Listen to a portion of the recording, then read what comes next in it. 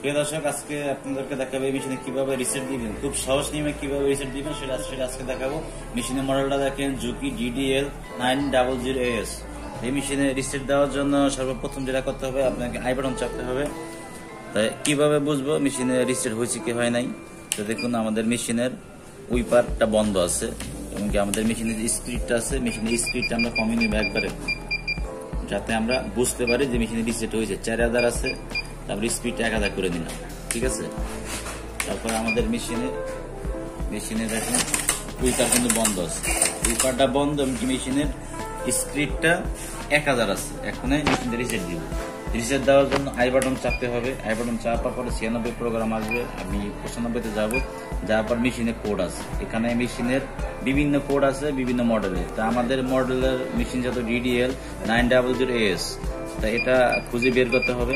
এই যে দেখেন DDL90, আমরা এটা রাখবো। এটা রাখার পরে ইন্টার দেওয়ার পর এখন মেশিনটি কিন্তু এখন টোটালি রিসেট হয়ে গেছে। দেখুন আমাদের এখানে কিন্তু উইপার কিন্তু চালু হয়ে গেছে, উইপার রান। আর দ্বিতীয় কথা হচ্ছে, আমরা এখন দেখবো আমাদের স্পিডটা কি বেড়ে গেছে নাকি আগে জায়গায় আছে। আমাদের স্পিডটা 96-তে, স্পিডটা কিন্তু এখন 4000 হয়ে গেছে। তার মানে আমাদের মেশিনটা কিন্তু এখন টোটালি রিসেট। আজকে আমরা রিসেট প্রোগ্রাম শিখলাম।